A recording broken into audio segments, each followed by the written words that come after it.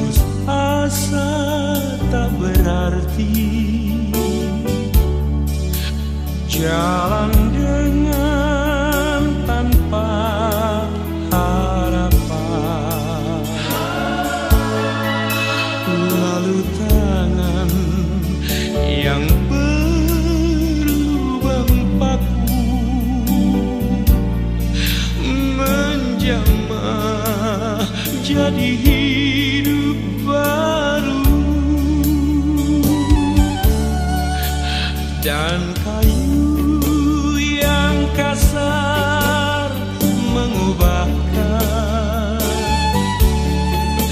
jalan hidup yang penuh kegagalan. Ku puji Dia selama-lamanya, sebab salib mengubah hidupku, dan ku yakin darah Yesus yang suci sudah mengalir di Kalvari. Bila zaman berlalu, dunia mendebu, ku tetap pegang salib itu.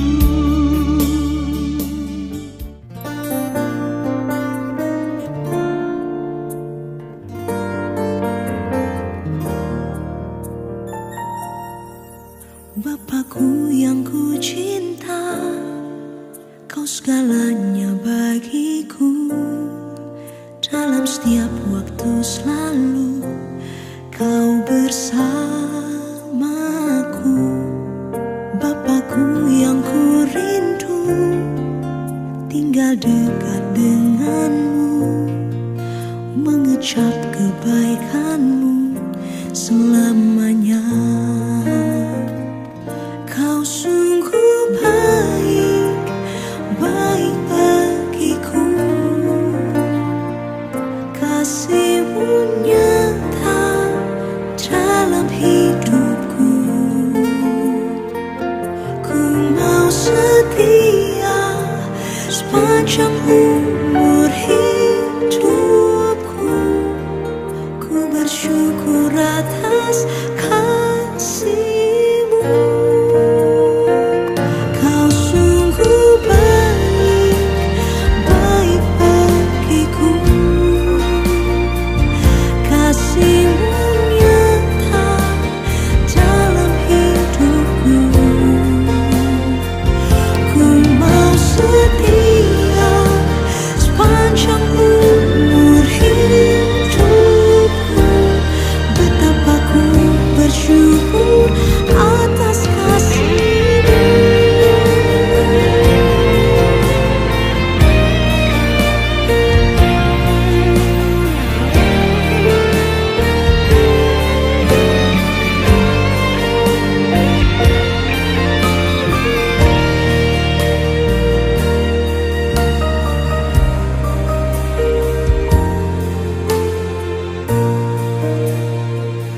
Kau sungguh baik, baik bagiku. Kasih-Mu nyata dalam hidupku. Ku mau setia sepanjang umur hidupku. Betapa ku bersyukur atas kasih-Mu. Ku mau setia sepanjang umur hidupku. Betapa ku bersyukur atas kasih-Mu. Ku mau setia sepanjang umur hidupku. Betapa ku bersyukur atas kasih-Mu.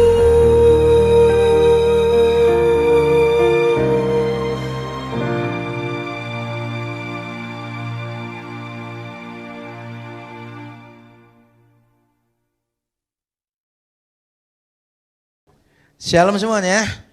Ya, salam sejahtera dari Tuhan kita Yesus Kristus untuk kita semua. Saya bersyukur bisa ada di tempat ini, bersyukur Tuhan masih mempercayakan saya untuk menyampaikan firman. Bersyukur untuk hamba Tuhan, majelis pengurus di tempat ini yang berbaik hati mengundang saya. It's been quite a while, jadi sebelum pandemi saya sudah ada di sini, datang lagi suasananya udah banyak berubah, luar biasa. Suka mendengar perkembangan dari gereja di sini ya. Nama saya Yakub Triandoko, biasa dipanggil YTH. Gampang diingatnya, YTH. Saya melayani di sebuah gereja yang namanya Reform Exodus Community, REC, tapi kita bacanya bukan REC kebarat-baratan, tapi kita bacanya REC gitu. Lebih gampang, REC karena di Surabaya ada lagu yang terkenal, yaitu REC, ayo REC. Agak maksa memang, seringkali membuat orang emosi sehingga beberapa orang yang ingat saya itu gini, itu loh pendeta yang sejak perkenalan sudah bikin emosi itu loh gitu. Jadi saya akhirnya toh intinya diingat orang. Kalau mau tahu banyak tentang gereja saya, silakan ketik di Google, Yakub Trihandoko bunuh diri, enter. Mas pasti akan dibawa ke situs gereja kami. Lalu Yakub Trihandoko main saham, enter. Pasti saudara akan tahu berapa kali saya cut loss. Karena salah satu keunikan situs gereja kami adalah menjawab pertanyaan. Jadi tiap minggu saya itu memang menjawab pertanyaan-pertanyaan. Sudah ada ratusan bahkan ribuan pertanyaan tentang Alkitab, tentang teologi, tentang macam-macam itu saya jawab. Kecuali pertanyaan tentang masa depan karena saya bukan peramal, saya harus membawa bola kristal dan kartu tarot kalau saya mau menjawab pertanyaan tentang masa depan. Di luar pertanyaan masa depan saya jawab di situ. Saudara mungkin punya pertanyaan apa? Saya berani menebak 75% pertanyaan saudara sudah ada di situs-situ dan sudah saya jawab. Makanya kalau kepengen tahu silahkan mampir ketik aja di Google. Mengapa saya menjawab pertanyaan itu? Karena dulu saya waktu sekolah teologi jadi ateis selama 1 tahun. Di sekolah teologi, benar sekali. Di sekolah teologi jadi ateis karena saya punya banyak pertanyaan dan saya dilarang bertanya. Saya punya banyak pertanyaan, tidak diberi jawaban, malah saya diberi label negatif, tidak mengandalkan Tuhan, sombong lah, dikuasai roh teologi lah, dan sebagainya. Akhirnya saya jadi ateis. Sejak saya bertobat lagi, saya memberikan diri untuk orang-orang Kristen yang berani bertanya. Anak-anak muda di sini harus berani bertanya. Orang tua kalau anak-anak punya pertanyaan kritis, jangan dilarang. Jangan bilang, jangan banyak tanya, nanti jadi ateis. Justru karena dilarang, mereka jadi ateis. Biarkan mereka bertanya dan tugas kita itu memberikan jawaban. Jemaat harus pintar, jemaat harus kritis. Saudara. Tidak semua jemaat, tidak semua pendeta itu benar. Bahkan saya ngomongin kepada jemaat saya, jangan mudah percaya pendeta. Tidak semua pendeta bisa dipercaya. Kecuali saya. Hari ini tema yang diberikan yang akan kita bahas adalah called from darkness, dipanggil dari kegelapan. Dan saya ingin memulai dengan sebuah pertanyaan. Seberapa besar masa lalu seseorang menentukan sikap Anda terhadap orang tersebut? Bayangkan Anda adalah HRD di satu perusahaan. Lalu ada yang melamar, wah nilainya bagus, tapi ternyata ada catatan kriminal. Saudara terima yang pinter ini dengan catatan kriminal atau saudara terima yang kurang pinter tapi bersih plus anak pendeta lagi. Saudara kira-kira terima yang mana? Dari sisi skill lebih butuh orang ini nih. Tapi dia punya catatan kriminal. Maka saya yakin kita cenderung milih yang ini. Tidak usah pinter, yang penting baik. Masa lalunya masih bersih. Banyak HRD bersyukur karena media sosial. Mempermudah tugasnya mereka. Karena mereka bisa langsung background checks gitu. Langsung bisa background checks. Saudara nulis apapun ya akan diketahui. Karena mereka bisa bayar kalau perusahaannya besar. Mereka tuh bisa recover data. Dan mereka punya tahu caranya pokoknya lah. Mereka tuh bisa cari semua info tentang saudara. Sehingga mereka tuh bisa ngerti saudara tipe orang seperti apa. Background checks. Dan sayangnya begitu sudah tahu masa lalunya seperti ini. Orang seringkali susah membuka pintu maaf. Suka lebih sulit untuk membuka pengampunan, memberi kepercayaan daripada menerima. Susah banget. Dan saya mengalami itu, benar-benar mengalami itu. Dalam pelayanan saya dulu termasuk orang yang paling mudah tidak percaya orang. Apalagi kalau orang itu saya beri kepercayaan dan ternyata tidak bisa dipercaya, saya sulit memberikan ruang lagi untuk orang yang sama. Tapi saya bersyukur saya dimentor oleh seorang rohaniwan, senior saya. Dan dia mengatakan kepada saya, Selama orang itu menyesali dosanya dengan sungguh-sungguh dan minta kesempatan berikutnya, kamu harus kasih kesempatan berikutnya tetapi dengan pengawasan ekstra sebagai bentuk kasih sayang kita. Wah, saya ingat benar tuh. Tiap kali ada orang salah, menyesali dosanya, minta kesempatan kedua. Dan kalau dia mau diawasi secara lebih ekstra, saya cenderung untuk memberikan kesempatan kepada orang itu. Tapi tidak semua orang melakukan itu. Tapi bagaimana dengan Tuhan? Kalau Tuhan melihat masa lalu saudara, apakah Tuhan masih mau pakai saudara? Hari ini kita akan melihat Tuhan masih mau pakai orang-orang yang di dalam kegelapan. Mari kita membaca Matius pasal yang ke-9, ayat 9 sampai 13. Saya akan membaca ayat yang ganjil, saudara semua ayat yang genap, begitu seterusnya. Matius 9 ayat 9 sampai 13. Setelah Yesus pergi dari situ, ia melihat seorang yang bernama Matius duduk di rumah cukai. Lalu ia berkata kepadanya, ikutlah aku. Maka berdirilah Matius, lalu mengikut dia. Sama-sama. Kemudian ketika Yesus makan di rumah Matius, datanglah banyak pemungut cukai dan orang berdosa dan makan bersama-sama dengan dia dan murid-muridnya. Pada waktu orang Farisi melihat hal itu, berkatalah mereka kepada murid-murid Yesus, mengapa gurumu makan bersama-sama dengan para pemungut cukai dan orang berdosa? Yesus mendengarnya dan berkata, bukan orang sehat yang memerlukan tabib, tetapi orang sakit. Sama-sama, jadi pergilah dan pelajarilah arti firman ini. Yang ku kehendaki ialah belas kasihan dan bukan persembahan. Karena aku datang bukan untuk memanggil orang benar, melainkan orang berdosa. Amin. Amin. Cerita ini cerita yang terkenal sekali. Yesus memanggil murid-muridnya dengan berbagai macam latar belakang. Ada yang pelayan, Petrus, Yakobus, Yohanes lagi bekerja. Yesus bilang, ikutlah aku. Termasuk salah satunya adalah Matius. Matius dipanggil, lalu ikut Yesus dan makan. Setelah makan, kemudian orang Farisi protes, Yesus memberikan jawaban. Kurang lebih ceritanya seperti itu. Udah paham ya ceritanya? Kalau sudah saya bisa tutup dalam doa langsung enggak? Biar Roh Kudus yang menjelaskan kepada saudara, karena penjelasannya lebih bagus dari penjelasan saya.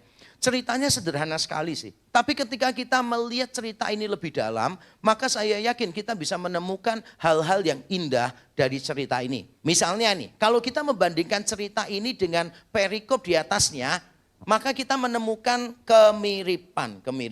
Perikop sebelumnya di ayat 1 sampai 8, orang lumpuh diampuni dosanya oleh Yesus dan disembuhkan penyakitnya. Ayat 9 sampai 13 teks kita, Matius dipanggil menjadi murid.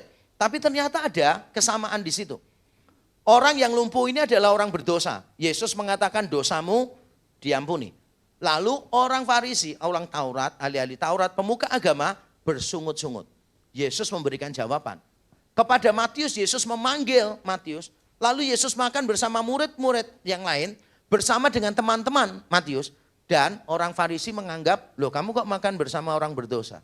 Jadi sama-sama orang berdosa, sama-sama ini bersungut-sungut, sama-sama bersungut-sungut. Dan Yesus memberikan jawaban. Sehingga kalau kita boleh melihat ini lebih teliti, maka kita sebetulnya perlu merenungkan ya. Mengapa sih orang Farisi ini bermasalah dengan Yesus? Sebetulnya persoalan utamanya apa sih dengan mereka? Yesus ngomong kepada orang lumpuh yang berdosa ini, dosamu diampuni, jadi masalah. Disembuhkan penyakitnya jadi masalah. Yesus memanggil Matius, makan bersama teman-temannya Matius, orang berdosa juga jadi masalah. Sebetulnya masalah orang Farisi ini apa sih sebetulnya? Bisa tolong bantu saya enggak? Kira-kira persoalannya apa sih? Persoalannya sebetulnya adalah ini, persoalan hati. Persoalan hati. Jika hati yang bermasalah, apapun akan tetap dipandang salah. Mengapa saya katakan persoalan orang Farisi ini adalah persoalan hati? Karena mereka itu merasa diri mungkin lebih baik daripada orang lain. Lebih baik daripada Yesus. Maka ketika Yesus mengampuni dosa orang yang lumpuh, mereka merasa kok menghujat Tuhan sih begini. Merasa Yesus itu meletakkan diri di atas mereka. Mereka nggak bisa terima. Pada waktu Yesus makan bersama orang berdosa, mereka merasa diri kan lebih kudus dari Yesus. Merasa katanya kudus, kok makan sama orang berdosa? Mungkin masalah hati. Karena merasa diri lebih baik. Tapi mungkin juga masalah hati karena tidak suka dengan Yesus. Kalau sudah tidak suka dengan Yesus, apapun jadi salah. Dan saya kasih tahu ya perbandingan bagaimana kebencian terhadap Yesus itu kuat luar biasa. Saudara kenal Farisi dan Saduki. Kelihatannya kalau di Alkitab mereka itu kan satu komplotan kan ya. Kelihatannya tuh mereka tuh hoping gitu, teman untuk menjatuhkan Yesus. Ternyata kalau saudara membaca sejarah Yahudi, Farisi dan Saduki itu benar-benar musuhan. Mereka tuh musuh bebuyutan. Bahkan mereka pernah konspirasi mempengaruhi penguasa sampai ratusan musuhnya itu dibunuh. Hubungan mereka tidak baik-baik saja. Melihat Yesus langsung jadi teman. Saudara kenal Pilatus dan Herodes. Pilatus dan Herodes itu kelihatannya kan bersama-sama mengadili Yesus dan sebagainya gitu kan. Kelihatannya kan sama-sama memusuhi Yesus. Padahal mereka itu loh musuh bebuyutan. Alkitab mencatat ya, Herodes, Pilatus tidak pernah berbicara. Tapi gara-gara Yesus, mereka bisa rukun. Makanya kalau sampai orang Kristen bertengkar, itu keterlaluan. Apalagi kalau bertengkarnya selama Minggu Jumat Agung, Minggu Paskah, itu keterlaluan saudara. Mengapa? Karena Pilatus dan Herodes yang musuhan saja, gara-gara kebenciannya kepada Yesus bisa berteman kok. Bener gak sih? Nah kita ini dipersatukan oleh Kristus, malah sukanya bertengkar. Farisi, Saduki itu tidak suka satu sama lain. Begitu melihat Yesus, bisa jadi teman tuh. Saudara melihat persoalan hati itu besar sekali. Biasanya saya kasih ilustrasi ini nih. Bayangkan saudara nggak suka dengan seseorang. Lalu orang itu melayani nih. Melayani Tuhan dandan yang cantik gitu kan. Terus nyanyi itu ekspresif banget. Ngangkat tangan sampai nangis gitu kan. Terus saudara dikasih formulir. Ayo evaluasi tadi bagus nggak mimpinnya dia. Kira-kira saudara kasih nilai baik atau buruk? Buruk. Kenapa buruk? Munafik. Di depan muji Tuhan kayak orang kudus. Padahal di belakang hatinya jahatnya minta ampun. Nilainya jelek. Terus minggu depan dia pelayanan lagi tuh. Karena lihat evaluasinya. Oh ya sudah berarti dia kebalikannya. Mimpin tanpa dandan. Nyanyinya biasa tidak ekspresif gitu. Saudara dikasih formulir lagi untuk ngisi. Hasilnya bagus atau jelek? Tetap jelek, saudara akan bilang nggak niat pelayanan, nggak usah pelayanan, sudah tahu jelek nggak mau dandan. Gitu. Sekarang saya tanya, saudara maunya apa? Karena kalau masalah hati, apapun tetap salah sih. Kalau masalah hati, apapun salah. Begitu pula orang Farisi, dengan Yesus apapun yang dilakukan Yesus tetap salah. Saudara harus memahami ini dulu sebelum kita masuk ke cerita yang sesungguhnya. Ini bukan tentang benar salah, ini tentang hati yang salah. Ini bukan tentang argumentasi, ini bukan tentang logika, ini tentang persoalan hati. Nah sekarang kita akan masuk ke ceritanya. Yesus memanggil Matius. Panggilan ini sederhana, tapi panggilan ini mengagetkan sekali. Karena panggilan ini ditujukan kepada orang yang dibenci dan disampahkan oleh masyarakat. Saya bisa menceritakan sejarah panjang lebar bagaimana orang-orang yang menjadi pemungut cukai dibenci oleh orang-orang Yahudi, disampahkan. Bahkan mereka tidak boleh masuk di rumah ibadat orang Yahudi. Kalau mereka orang Yahudi, dilarang masuk rumah ibadat orang Yahudi. Padahal rumah ibadat sinagoge itu bukan cuma untuk beribadah, tapi untuk memutuskan perkara-perkara. Kalau sampai seseorang dilarang masuk sinagoge, itu artinya apa? Orang itu dibuang, dikucilkan dari masyarakat. Karena mereka dianggap pengkhianat, mereka bekerja untuk orang Romawi dan bekerja untuk orang Romawi mereka apa? Menindas bangsanya sendiri. Oh masih banyak hal lain lagi yang membuat pemungut cukai adalah sampah masyarakat. Orang tidak suka. Ternyata Yesus cari pengikut di antara pemungut cukai. Tidak salah apa? Saya aja pimpinan STT di 2 STT yang berbeda, waktunya berbeda. Kalau pendaftaran mahasiswa baru nggak mau dikasih mahasiswa yang jelek-jelek kok. Biasanya kalau sudah masuk, wah dites gitu. Pernah saya menolak mahasiswa karena waktu saya tanya, mengapa kamu mau jadi hamba Tuhan? Untuk menolong perekonomian keluarga saya Pak. Permisi ya, paham ya pertanyaannya ya. Mengapa kamu mau jadi hamba Tuhan? Iya benar Pak, mau menolong perekonomian keluarga saya Pak gitu kan ya. Udah langsung saya coret. Nggak bisa nih. Gitu. Terus ada satu orang lagi semangat. Tapi kurang pinter gitu loh saudara. Saya kasih tes logika. Seandainya ada terowongan ini. Kamu masuk di bawahnya jembatan itu. Kamu naik mobil truk. Ternyata kamu sudah masuk di dalam. Bak trukmu itu 2 senti lebih tinggi daripada jembatannya. Apa yang kamu harus lakukan? Kalau kamu terus jalan, trukmu bisa rusak. Jembatannya bisa roboh. Kalau kamu mundur, semuanya macet. Lalu ada yang jawab, saya pikir mundur Pak. Loh ini macet loh, 2 kilo loh. Enggak apa-apa Pak, saya nanti dari awal akan berusaha, sabar ya, maaf ya, sabar ya gitu. Terus saya lihat, kalau jadi hamba Tuhan gerejanya sulit berkembang ini. Terlalu lemot gitu. Slow-mo banget kayak internet di Indonesia. Nggak bisa nih cara kerja kayak gini kan. Terus ada satu lagi ngomong gini, kalau saya Pak, ya udah Pak, saya tabrakin aja Pak. Nanti rusak ya kita betulkan aja Pak sampai sana. Ngapain repot-repot? Saya bilang, wah nggak bisa jadi hamba Tuhan. Mesti bikin masalah di gereja ini. Mesti bikin masalah, orang kayak gini tuh semboyan hidupnya itu ya. Perut maju pantat mundur ini pasti orangnya. Apapun diserang, apapun ditabrak sama dia. Perut maju pantat mundur. Susah nih orang-orang model kayak gini. Terus ada satu lagi, gitu. Bagaimana solusimu? Dia jawab, ya saya diamin aja Pak, saya turun pulang Pak. Ngapain saya ngurusin Pak? Saya bilang, gak bisa jadi hamba Tuhan. Paham ya? Saya manusia aja, cari mahasiswa teologi. Tidak mau dikasih yang jelek kok, bener kan ya? Yesus cari muridnya ini. Dia cari orang yang dibenci, disampahkan masyarakat. Bukan cuma itu, Yesus itu menantang Matius bukan cuma untuk bertobat, meninggalkan pekerjaannya. Gampang lah, kamu bertobat ya, tinggalkan pekerjaanmu, gampang. Tapi Yesus berkata, ikutlah aku. Berarti kan dia harus ikut Yesus 24 jam gitu loh saudara. Gampang sekali kalau saya sebagai ketua STT, udah mahasiswanya terima saja. Toh tidak tiap hari saya ketemu dia kok. Kalaupun salah, yang ketemu sama dia kan bapak asrama. Ya biarin bapak asrama yang susah lah, mau saya ketua kok. Tapi bayangkan Yesus ya, ketika dia milih dan kalau dia salah pilih dalam tanda kutip, orang ini hidup bersama dia 24 jam loh saudara. Bayangkan ya 24 jam. Ini dari latar belakang yang tidak baik loh. 24 jam. Banyak orang tuh ngomong kepada istri saya gini, pasti bahagia ya punya suami humoris.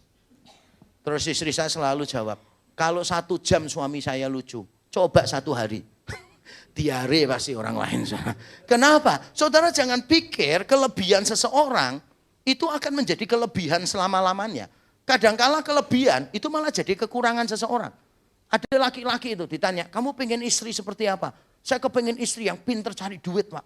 Oh bener, dikasih istri yang pinter cari duit, nyesel dia saudara.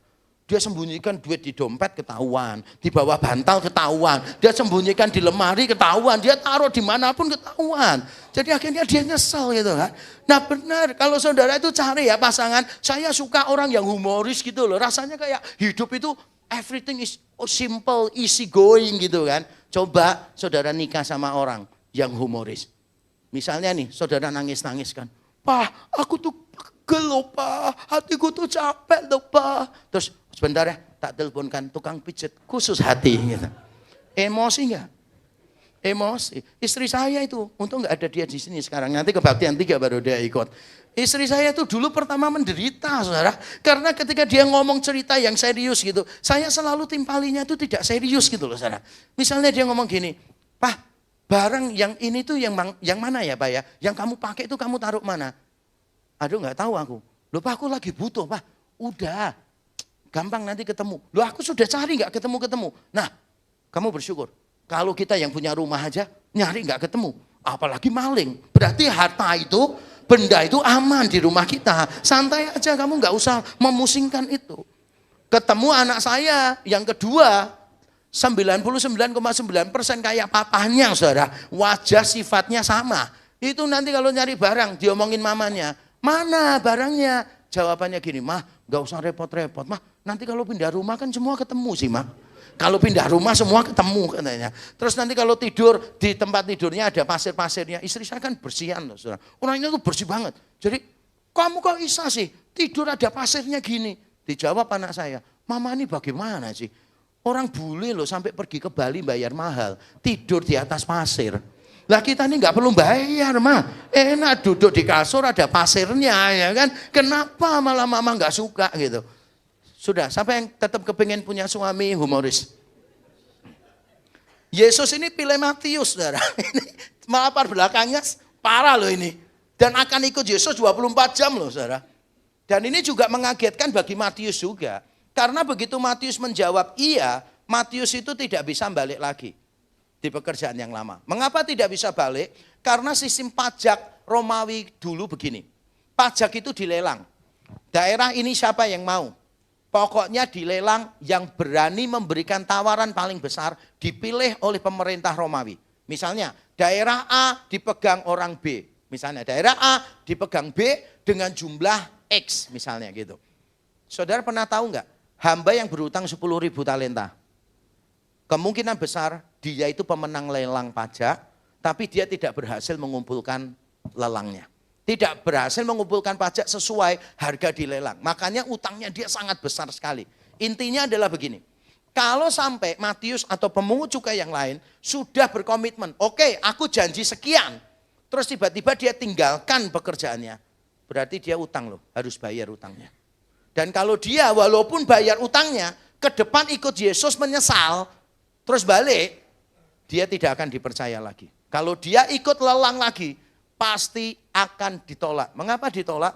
Ya karena dia tidak bisa dipercaya. Dia nggak bisa dipercaya. Padahal ini pekerjaan yang sangat menguntungkan sekali, saudara. Nggak ada pekerjaan lebih enak daripada pemungut cukai waktu itu. Kenapa?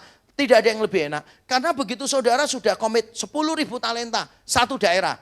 Saudara itu boleh ngambil pajak di atas 10.000 talenta. Sisanya untuk saudara. 10.000 bayarkan kepada pejabat Romawi. Sisanya saudara ambil. Dan kalau ada orang yang melawan, saudara dapat dukungan, backingan siapa? Tentara-tentara Romawi. Enak hidupnya, menguntungkan. Jadi kalau sampai Matius ikut Yesus nyesel, balik, tidak ada kemungkinan dia balik. Beda dengan Petrus, Yakobus, Yohanes yang jadi nelayan. Sebab begitu dia tidak cocok dengan Yesus, kecewa dengan Yesus, balik menjala ikan lagi. Masih boleh. Matius tidak. Jadi ini keputusan yang berat untuk Matius juga. Tapi Matius merespon dengan baik. Begitu dibilang ikut aku, dia langsung ikut Yesus. Bukan cuma dia ikut Yesus, dia mengadakan makan bersama, farewell party. Undang semua teman-temannya yang lain untuk makan bersama dengan dia. Dikatakan demikian di ayat 10, datanglah banyak pemungut cukai dan orang berdosa. Bukan cuma sebagian, banyak. Makanya orang menduga perjamuan makannya diadakan di gedung pertemuan yang memuat ratusan orang. Atau kalau di rumah, seperti terjemahan bahasa Indonesia, maka ini rumah Matius, berarti Matius sangat kaya raya sekali. Rumahnya cukup besar untuk banyak orang. Dan itu yang dilakukan oleh Matius. Ketika semua makan, maka orang Farisi komplain, mengapa gurumu makan bersama-sama dengan pemungut cukai dan orang berdosa? Bagi orang Farisi ini adalah masalah. Kenapa masalah? Karena zaman dulu saudara makan dengan siapa? Menunjukkan siapa saudara. Saya ulang sekali lagi. Saudara makan dengan siapa? Menunjukkan siapa saudara. Zaman dulu orang itu hidupnya grup, kelompok-kelompok. Saudara kalau sudah terhubung pada satu kelompok, saudara itu tidak mungkin terhubung di kelompok lain, kecuali saudara memutuskan hubungan dengan kelompok itu. Semuanya itu grup dan ada patron-patronnya, pelindung-pelindungnya. Ketika orang Farisi melihat Yesus makan bersama pemungut cukai, orang-orang berdosa, mereka berpikir, berarti kamu tuh ya mengidentifikasikan diri sebagai mereka. Sharing the same values. Punya gaya hidup yang sama. Dan ini dianggap sebagai skandal religius. Yesus itu pemuka agama. Bagaimana bisa Yesus sebagai pemuka agama, bagaimana bisa dia kumpul bersama orang-orang berdosa? Bukankah Mazmur mengatakan apa? Jangan duduk dalam kumpulan pencemooh. Jangan duduk di antara orang-orang fasik. Nah, mengapa Yesus makan bersama orang-orang fasik ini kan? Itu jadi masalah. Dan ini juga dianggap sebagai pengkhianatan politik. Yesus dianggap sebagai antek-antek Romawi karena mendukung para pemungut cukai ini. Orang Farisi tidak bisa melihat itu. Kalau bingung ya, di Rek Galaxy Mall, salah satu cabang gereja kami yang baru, 2 tahun lalu kami mulai di sebuah mall, saya adakan komunitas biliar. Tujuannya untuk menebus biliar. Biasanya orang kalau berpikir biliar, zaman saya muda dulu, biliar itu identik dengan 1, rokok, 2, judi, 3, cewek seksi. Bener ya? Ceweknya biasanya pakainya pendek-pendek gitu kan. Zaman dulu kan nggak musim tuh, celana pendek apa gitu nggak musim. Mereka roknya pendek, bener-bener roknya pendek. Dan mereka duduk ngitungin skor gitu kan, rokok, judi dan sebagainya. Maka saya ingin menebus biliar. Dengan cara apa? Membuat komunitas biliar, memilih tempat biliar yang tidak ada rokok, tidak ada judi, tidak ada cewek seksi. Jadi saya menebusnya dengan cara tidak ada cewek seksi di permainan biliar. Semua yang main kan ada cowok, ada cewek. Enggak ada. Cowok pun main, tidak ada cewek seksi di situ. Kenapa? Karena semua pemain cowok saya suruh pakai pakaian yang seksi. Itu cara untuk menebus biliar, saudara. Karena sesuatu dipandang jelek. Wong saya aja kalau bawa tas biliar, wah sudah stick sendiri dong, ya kan. Kalau stick lokasi itu berarti belum keren, ya kan. Kalau bawa tas biliar sendiri gitu kan, lihat, main biliar, iya, pendeta kok main biliar, gitu mesti, saudara. Pikirannya tuh kayak biliar itu masih jelek gitu loh, saudara. Padahal orang ini mungkin gak pernah main biliar, tapi image-nya selalu jelek. Saya dulu nonton bioskop aja ketemu orang diomongin, loh Pak ya kok nonton bioskop juga ya? Saya pikir pendeta gak nonton bioskop. Iya Pak, pendeta nonton bioskop, tapi pendeta gak nonton film dewasa yang porno, enggak. Tapi nonton bioskop gak apa-apa. Nah, pandangan orang sekarang aja loh ya. Saya berapa kali tuh dulu kalau pergi kemana-mana sukanya sandal jepit, celana pendek, kaos oblong. Selalu orang gini, Pak Yakub, iya. Yakub Triandoko, iya. Yang pendeta itu, iya. Berkali-kali saya ketemu orang tuh merasa kayak pendeta kok gini sih penampilannya. Itu sering begitu. Saking jengkelnya saya pernah tuh ketemu satu majelis gereja lain. Pak Yakub, saya sama anak-anak ini mau ke mall. Pak Yakub, oh bukan. Oh maaf, ya saya papanya anak-anak. Tapi nama saya memang Yakub Trihandoko. Balik lagi dia, loh yang pendeta itu kan, iya kalau minggu. Kalau hari biasa saya papanya anak-anak. Bayangkan ya, hidup sekarang aja kayak begitu aja masih jadi masalah loh. Bagi jemaat lain yang bukan jemaat saya, itu masih jadi masalah. Saya pernah main di time zone sama anak saya. Main apa? Itu loh, bunuh-bunuh monster, zombie itu loh saudara. Jadi saya berdua sama teman saya bunuh. Itu loh, kosong ngisi lagi. Saya baru sadar setelah disapa orang. Pak Yakub selamat siang. Saya lihat, oh pendeta lain dari gereja lain nyapa saya. Terus saya lihat, anak saya sudah nggak main itu, nggak ngomong, dia sudah main tempat lain. Jadi saya main sendirian gini kan. Terus pendeta ini datang sama anaknya dia datang gitu kan. Akhirnya setelah selesai saya ngobrol sama dia. Dia lo nggak main bareng anaknya.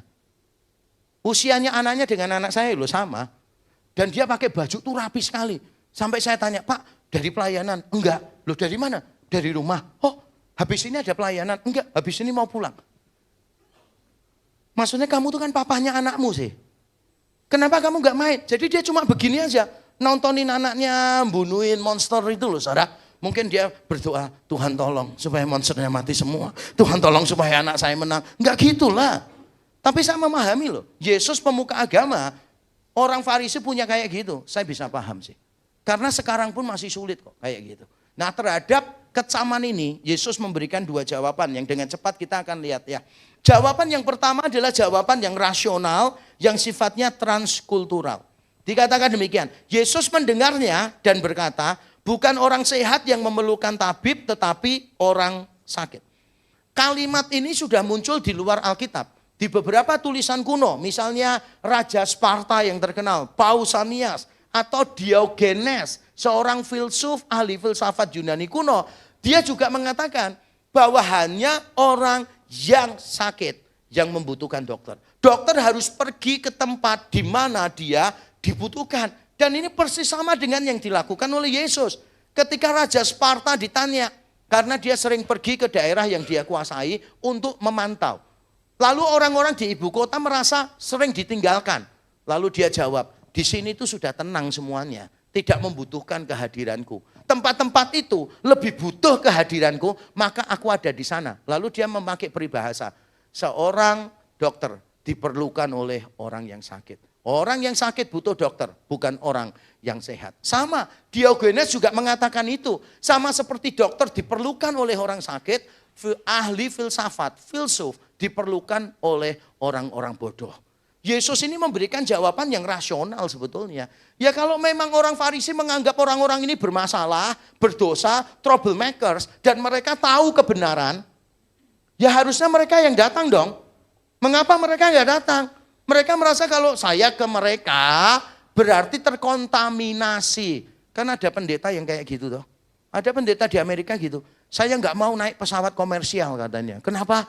Nanti kalau saya naik pesawat komersial, urapan saya itu kesedot oleh penumpang-penumpang lain.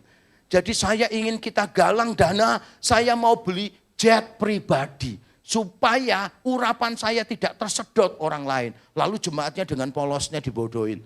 Kumpulin duit, beli pesawat pribadi loh saudara. Ketika saya membaca berita itu, saya geleng-geleng. Kok bisa loh satu gereja, itu tidak pintar, itu kok bisa? Ceritanya dari mana?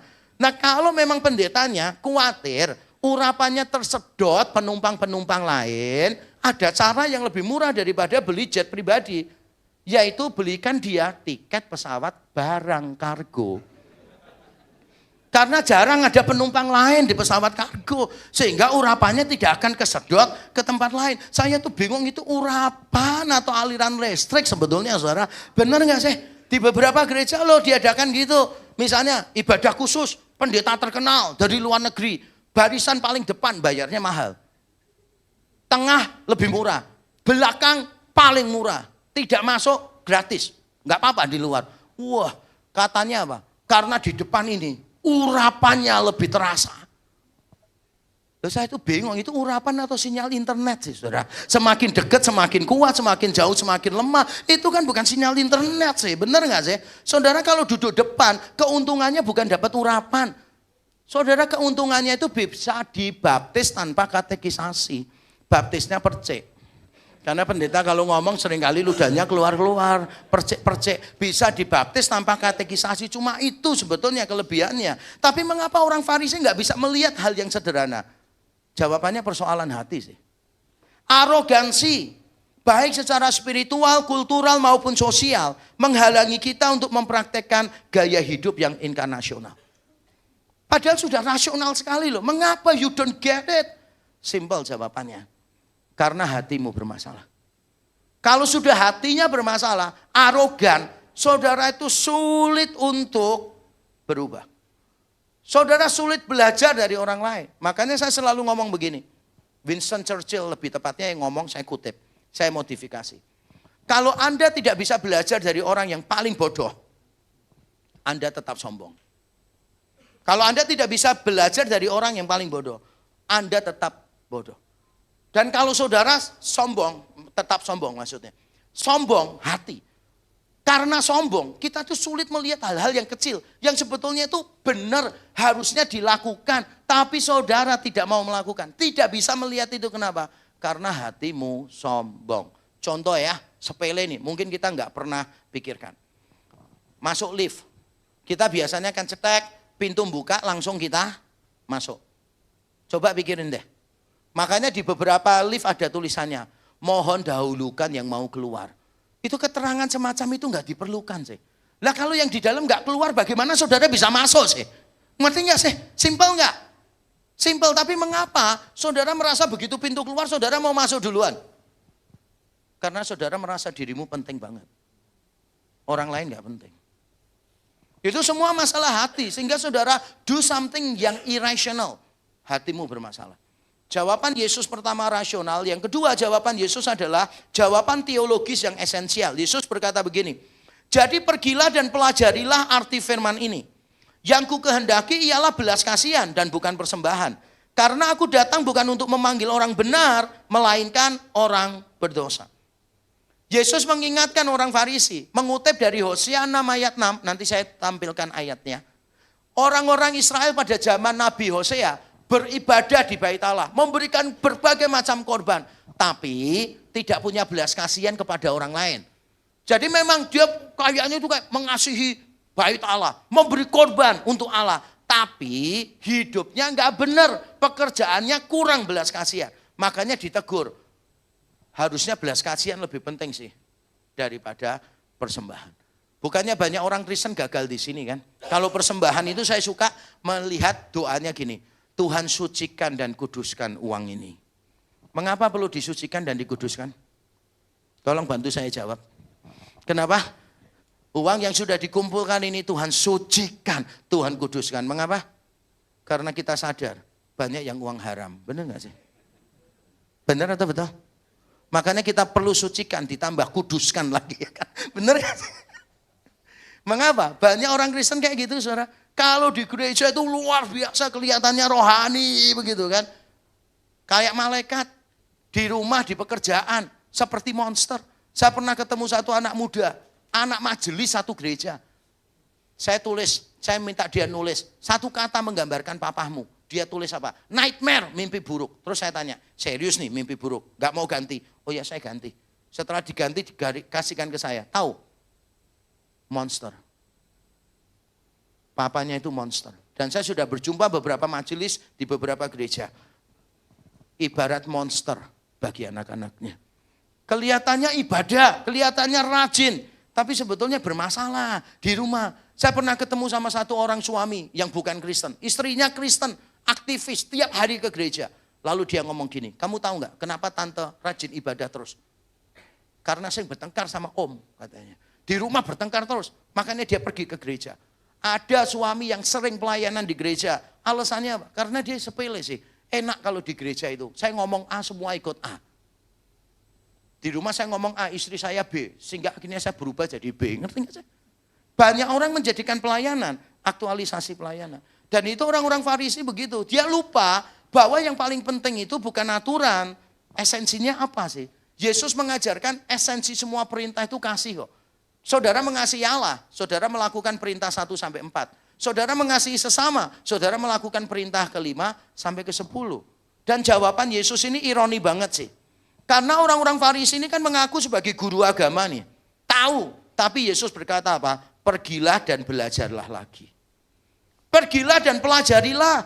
Bahkan Hosea 6 ayat 6 yang dikutip Yesus tidak lengkap. Kalau saudara baca di perjanjian lama, ada tambahannya. Tambahannya tentang pengenalan terhadap Allah. Jadi seolah-olah Yesus berkata kepada orang Farisi begini, kamu mengaku tahu kebenaran, guru, tapi sebetulnya kamu perlu belajar lagi. Kamu tidak punya pengenalan akan Allah. Ini juga ironi, karena orang Farisi itu terkenal punya aturan-aturan yang detail tentang hukum Taurat. Hari Sabat itu cuma 2, jangan kerja, beribadah. Di tangan orang Farisi jadi 40 aturan detail. Jadi mereka itu tahu aturan-aturan yang begitu detail, tapi melupakan esensinya apa. Sebetulnya esensinya apa sih? Esensinya itu kasih. Hukum Taurat itu bukan what, tapi why. Mereka lupa pada esensinya. Dan saya tahu banyak orang Kristen seperti orang Farisi. Tidak tahu esensi kekristenan. Kekristenan lebih tentang hubungan daripada aturan. Kekristenan itu relasional, bukan hanya legal. Saya berapa kali seminar di antara anak muda, selalu ada pertanyaan gini, boleh nggak kalau pacaran pegangan tangan? Nanti kalau dijawab boleh, misalnya, boleh nggak pelukan? Nanti kalau dijawab boleh, nanti tanya lagi, boleh nggak cium kening? Nanti setelah dijawab boleh, tanya lagi, terus gitu, mau tahu batasannya sampai mana?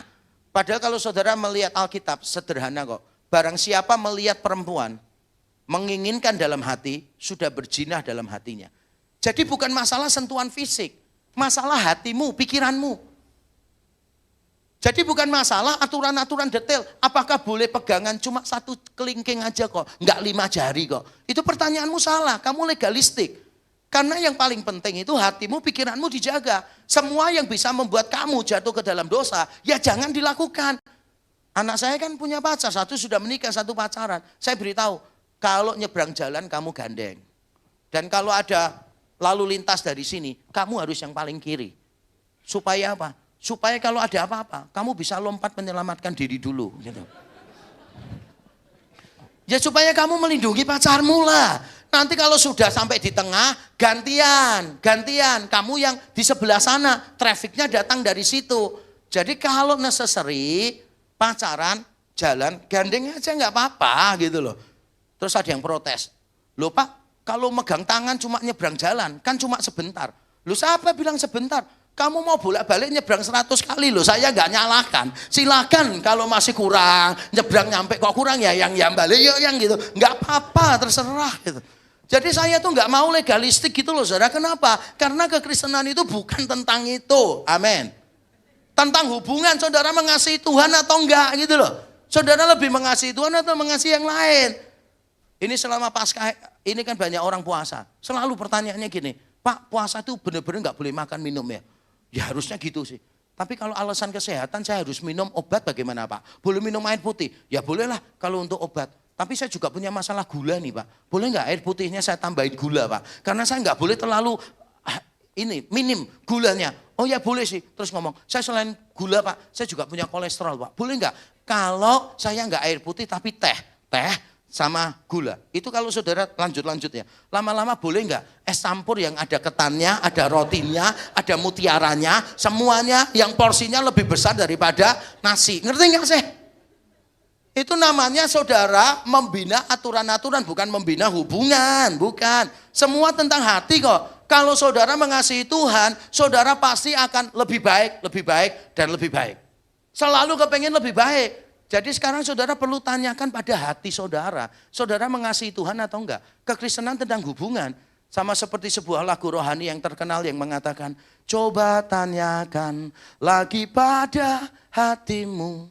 Apakah sebaiknya kita putus atau terus? Kita sedang mempertahankan hubungan. Atau hanya sekedar menunda perpisahan. Nah sekian Bapak Ibu Saudara sekalian, sebuah single yang manis dari Judika saya sudah bawakan dan kami menantikan bunga-bunga sosial dari Bapak Ibu Saudara sekalian. Judika aja tahu loh saudara. Kalau membangun hubungan itu perlu hati. Saudara mengasihi Tuhan enggak? Amin. Karena Tuhan sudah mengasihi kita. Walaupun kita orang berdosa, Tuhan datang mencari kita. Tapi you know what? Di momen Paskah ini juga saya ingin mengingatkan. Yesus bukan cuma datang untuk orang berdosa. Bukan cuma makan bersama orang berdosa. Tapi dia juga mati di antara orang-orang berdosa.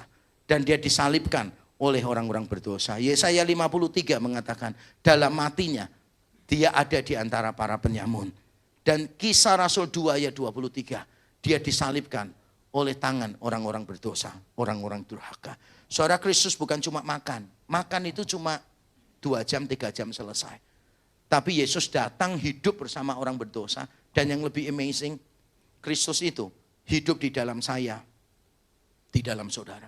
Dan bukankah kita juga orang berdosa? Kita telah dipanggil dari kegelapan. Makanya kita dipanggil bukan cuma untuk keluar dari kegelapan, tapi juga mencari orang lain yang berada di dalam kegelapan. Mari tengok, ada orang-orang yang mungkin membutuhkan uluran tangan kita. Ada orang lain yang membutuhkan Injil, yang membutuhkan kasih dari kita. Mari kita membuka hati, karena Kristus sudah melakukannya untuk kita. Mari kita tunduk kepala, kita berdoa. Bapa di surga, kami datang kepadamu. Mohon ampun ya Tuhan, bukan cuma umatmu yang mendengar, tapi hambamu yang menyampaikan. Kami mohon ampun karena kami seringkali gagal. Kami lebih mirip orang Farisi daripada Matius. Kami suka menghakimi orang lain, menganggap diri lebih baik. Itulah sebabnya kami sulit mengampuni, sulit mengambil inisiatif untuk berdamai. Karena kami menganggap diri lebih baik dari orang lain. Kami seperti orang Farisi, kami membatasi diri, tidak mau kumpul dengan orang-orang yang bermasalah. Supaya kami tidak dirugikan, supaya kami tidak direpotkan, supaya kami tidak dipandang rendah oleh orang lain. Kami seringkali menghindari orang-orang yang bermasalah karena kami tidak mau menanggung resikonya.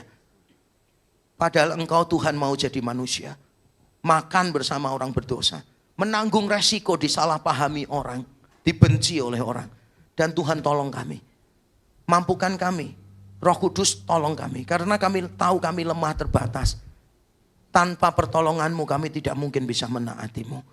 Kiranya Tuhan menolong kami. Terima kasih Tuhan untuk firman-Mu. Dan sebentar kami juga akan memberikan persembahan kami.